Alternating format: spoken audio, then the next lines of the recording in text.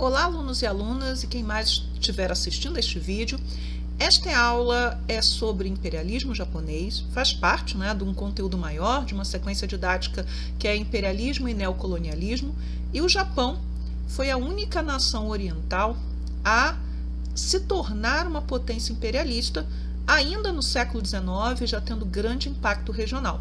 Então, a aula é sobre como o Japão conseguiu, depois de mais de 200 anos de fechamento para qualquer contato com o Ocidente e contatos mínimos com qualquer outra nação, como China ou Coreia, conseguiu fazer uma revolução e modificar a sua estrutura econômica, social, a ponto de dar um salto que outros países não conseguiram dar.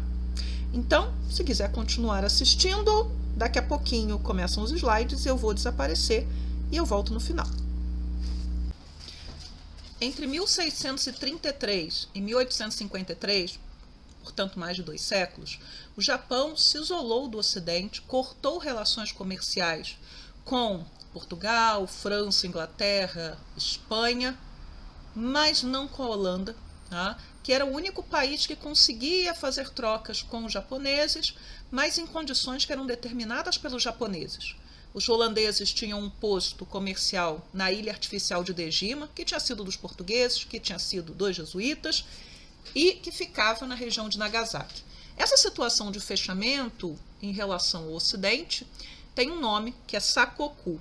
Mas como a gente chega a essa condição em que os japoneses tiveram contato com os ocidentais e, a partir de um determinado momento, decidiram que não queriam mais relações com eles? Muito bem. Na época das grandes navegações, século XVI, século XVII, o Japão estava vivendo um período de guerras civis que tinha começado em 1467, que é chamado de período Sengoku, e se estendeu até 1615. Neste período, nós tínhamos várias facções rivais em disputa, grandes senhores de terra e também grandes mosteiros budistas que tinham seus próprios exércitos, suas próprias milícias, e é nesse momento em que o Japão se encontra nessa guerra civil que os europeus chegam até a ilha e os portugueses, em particular, vão ver grandes possibilidades, não somente comerciais, mas inclusive de incluir o Japão no seu grande império marítimo comercial. Junto com os portugueses e os espanhóis, vocês sabem, chegam também as ordens religiosas católicas. E a Igreja Católica, principalmente os jesuítas e os franciscanos, veem no Japão um campo promissor para a catequese.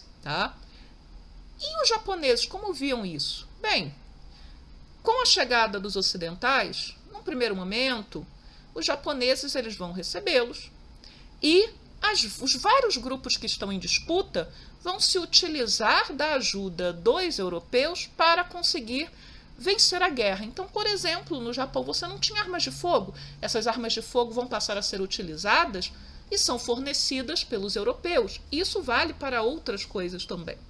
Só que em 1603, o clã Tokugawa consegue vencer a guerra. O Japão não está pacificado ainda. Teríamos um período aí de mais uns 20 anos de turbulência, mas a guerra praticamente estava terminada. E o uso feito dos europeus, a utilidade dos europeus também estava chegando a seu fim. Quando houve a pacificação total, nós vamos chegar a uma situação que, em 1636, vai vir o chamado Edito de Reclusão. Aqui nós temos uma parte dele, eu vou ler. Nenhum navio japonês, nem nenhum nativo do Japão terá a presunção de sair do país. Quem agir em contrário morrerá, e o navio com a tripulação e as mercadorias a bordo será sequestrado até novas ordens. Todas as pessoas que regressarem do estrangeiro serão condenadas à morte. Quem descobrir um sacerdote cristão receberá uma recompensa de 400 a 500 folhas de prata e para cada cristão na proporção. Todos os Namban, portugueses e espanhóis, que divulgam a doutrina dos católicos ou ostentam este nome escandaloso, serão encarcerados. Toda a raça dos portugueses, com as suas mães, amas e tudo o que lhes pertence, será banida para Macau.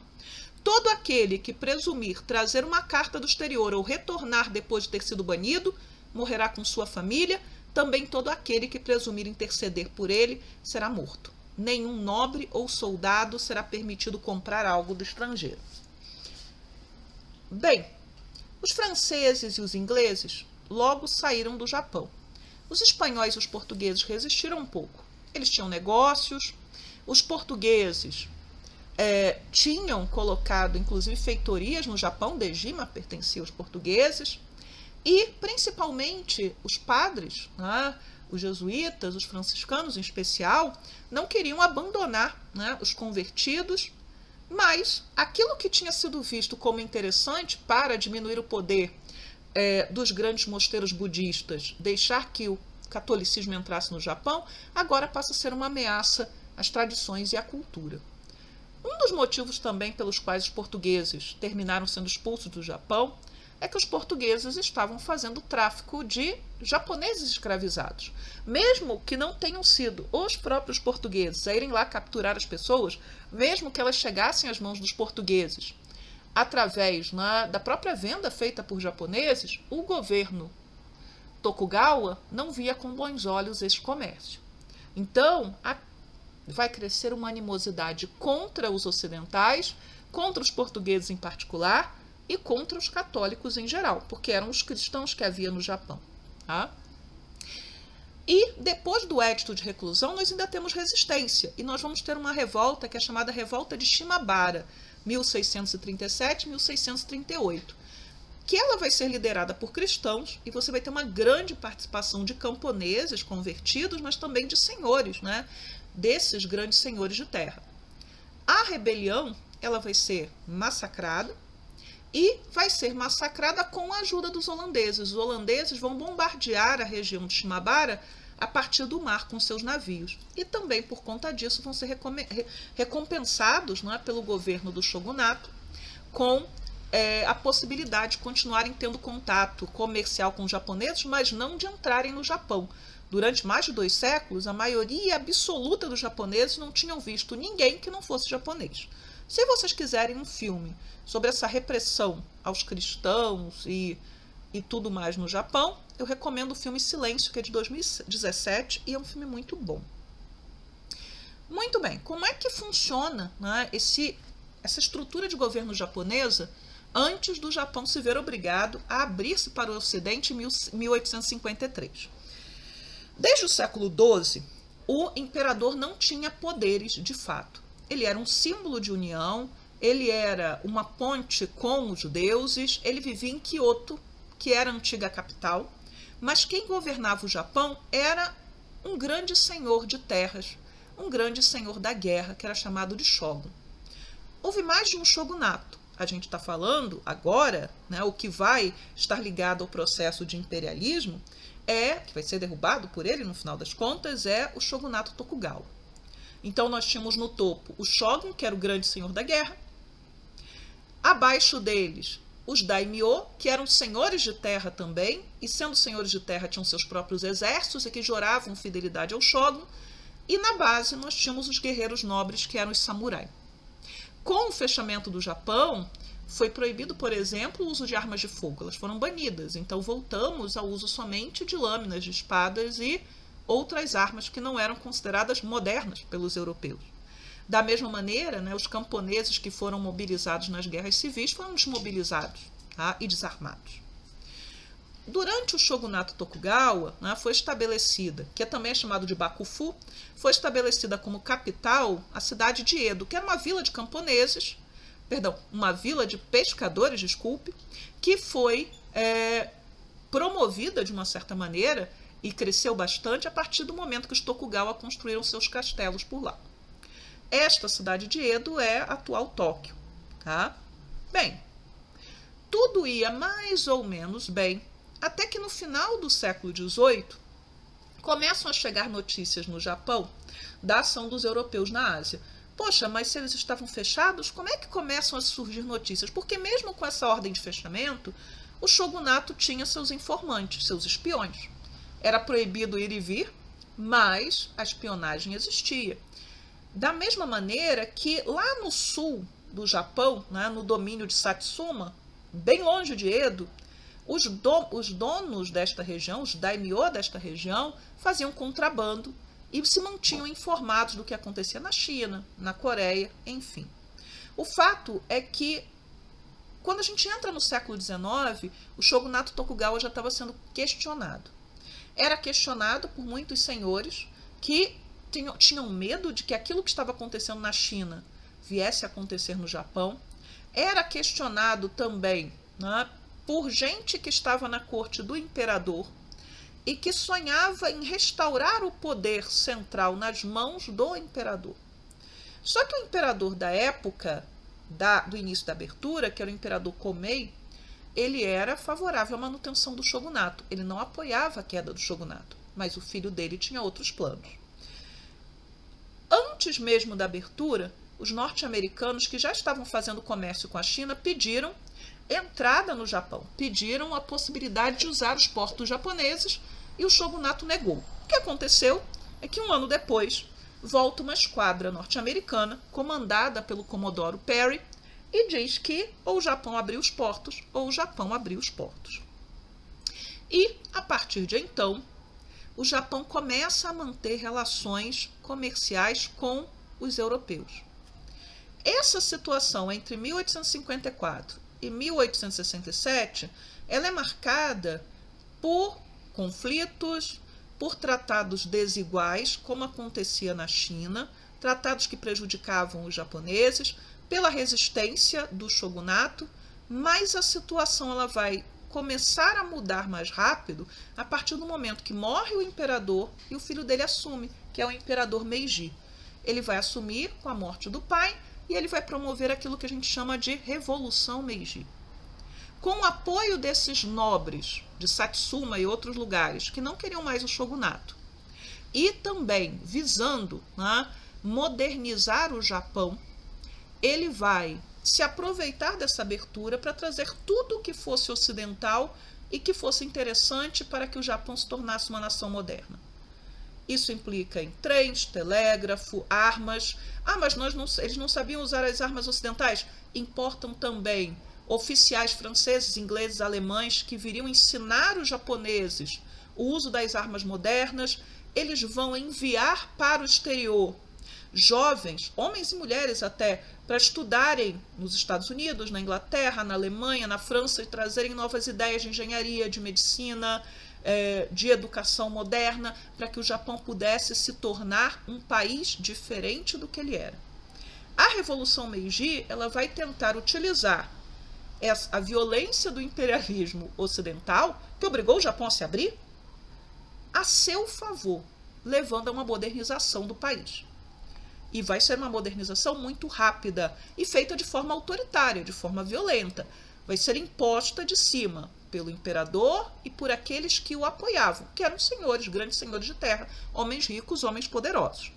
Teremos resistência? Teremos sim. Vai ter guerra civil, a chamada Guerra Boshin, em que os samurais que apoiavam a manutenção do shogunato vão pegar em armas contra as tropas que vinham por ordem do imperador e que eram lideradas por outros senhores que tinham rompido. Esta guerra vai ser vencida pelo imperador e suas tropas.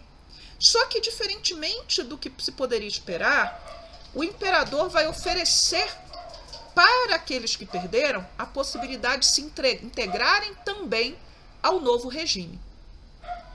Teremos modernização do Japão, mas uma modernização a partir dos valores samurai. Os samurais não podiam mais sair andando pelas ruas, não podiam mesmo, armados com suas espadas, mas podiam trazer suas ideias e sua ética para a administração das grandes empresas, do exército, das instituições educacionais, etc. E um dos motes do país vai ser um país rico, um exército forte. Aqui uma imagem japonesa de 1875 mostrando o primeiro trem, a primeira linha de trem, né, que vai ser inaugurada ligando Tóquio a Yokohama. O trem, a gente já falou, é símbolo do progresso. Atrás vocês podem ver navios modernos. O Japão precisa de uma marinha e vai ter uma marinha moderna. Então, quais foram as reformas principais que foram feitas? Abolição das obrigações feudais. Feudal está entre aspas, porque feudalismo é algo europeu, mas se está pensando o seguinte: os camponeses eles tinham deveres em relação aos seus senhores. esses deveres que eram passados de geração a geração, eles foram abolidos oficialmente, ainda que certos laços de dependência permanecessem. Da mesma maneira que aqueles antigos domínios dos grandes senhores de terra foram reconfigurados. O Japão agora tinha prefeituras com outros nomes e não necessariamente as regiões estavam divididas a partir do poder do lorde, do senhor local. Vai ser criada, né, um sistema de educação básica, aprender a ler, escrever e contar, que vai possibilitar que rapidamente uma parte considerável da população japonesa tivesse acesso a uma educação mínima, principalmente os meninos, mas também as meninas. E serão criadas também escolas superiores, escolas técnicas e universidades. Então, em um período muito rápido de tempo, você vai ter muita gente sendo alfabetizada e muita gente tendo acesso a uma educação que pudesse formar técnicos e pessoas que estivessem prontas a ocupar espaço nesse novo Japão que estava se construindo. O Japão não tinha uma moeda, a medida de riqueza era o arroz e vai ser criado o iene. A Constituição japonesa vai ser feita seguindo como modelo a Constituição alemã de Bismarck, assim como a forma como vai se organizar o parlamento no Japão, que eles chamam de dieta, também vai seguir o modelo alemão da época. E nós vamos ter um grande investimento na indústria, na marinha, no exército, na construção de ferrovias, etc. Quando a gente chega no final do século XIX, nos últimos 15 anos, o Japão já é uma potência regional. Aqui uma fala, né, do Inui Kaoru, que foi, durante algum tempo, ministro de Assuntos Estrangeiros. Ele não nasceu numa família samurai muito importante, muito rica, mas no novo sistema ele conseguiu, ele era nobre, claro, ele conseguiu ascender e chegar a postos importantíssimos de governo. E ele disse o seguinte num discurso de 1887: o que devemos fazer é transformar o nosso império e o nosso povo, fazer um império como os países da Europa e o nosso povo como os povos da Europa. Para colocar de outra forma, temos que estabelecer um novo império de estilo europeu nos confins da Ásia. Então, o modelo do Japão é a Inglaterra, é a Alemanha. É isso que o Japão sonha ser naquele momento. E o Japão também vai absorver, essa elite japonesa governante, as ideias do darwinismo social. Se os japoneses conseguiram se modernizar, é porque eles são mais fortes. Se os chineses e coreanos não conseguiram, eles são mais fracos. E os japoneses tinham o direito de ir lá e conquistar esses territórios.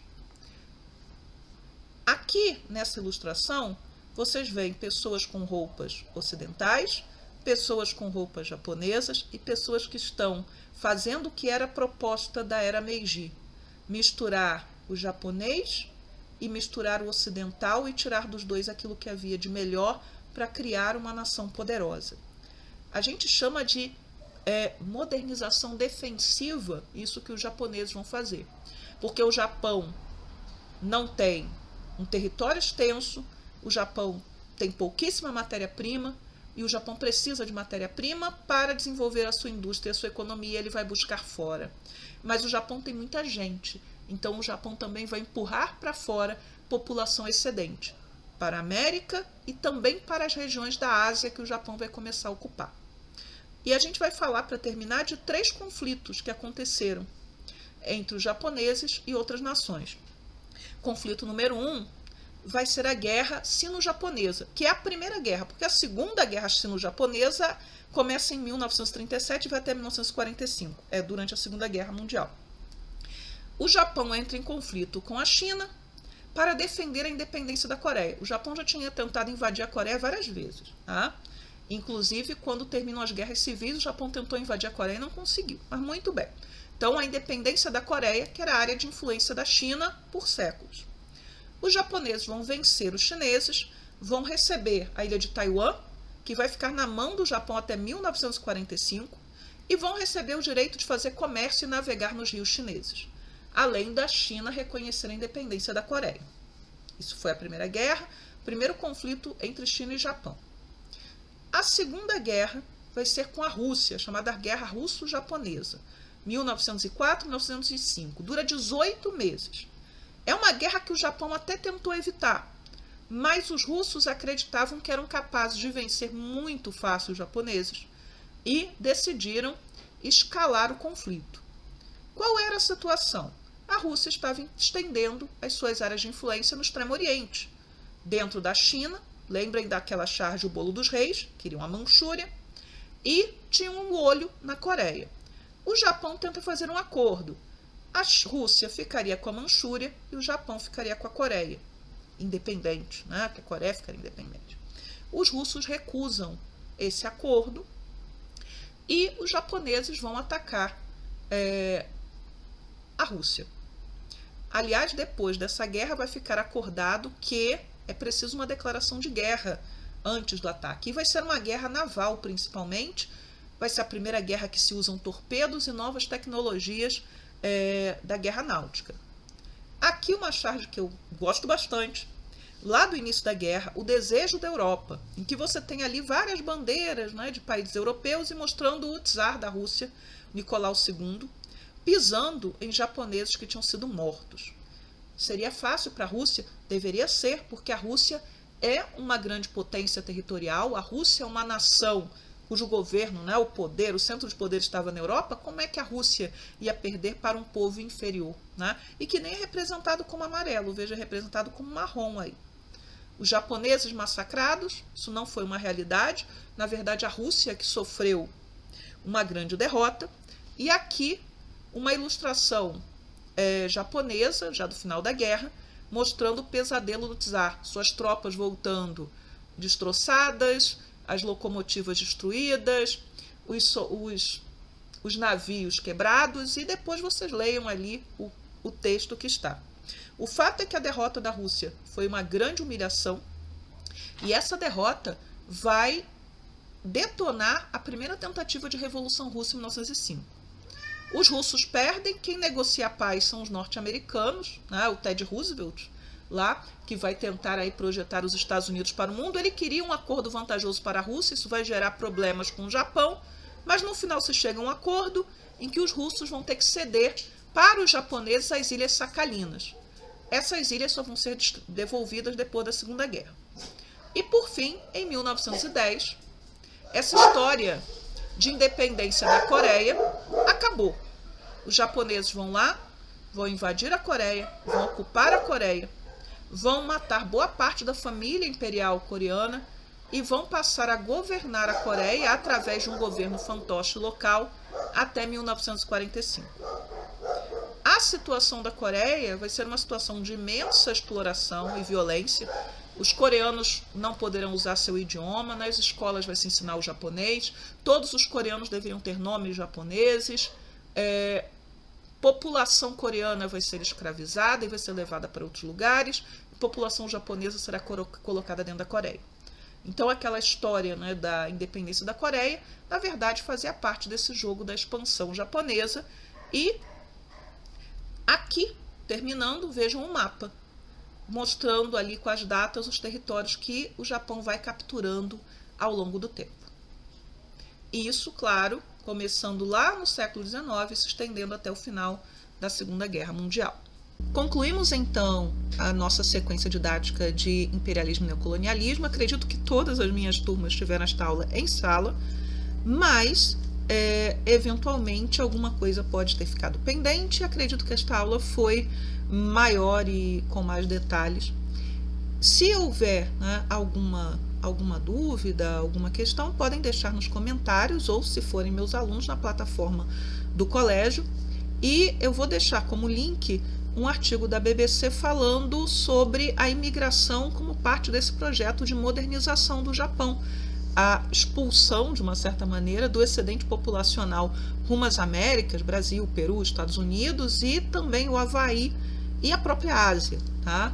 Então, esse tema ele deve ser retomado no ano que vem, no terceiro ano, quando vocês estiverem vendo Segunda Guerra Mundial, porque a Segunda Guerra na Ásia começou antes, começou em 1937, com a invasão da China pelo Japão, que também é chamada de Segunda Guerra Sino-Japonesa. Então é isso, obrigada por terem assistido, e no caso dos meus alunos, boa prova no sábado. Tchau, tchau para vocês.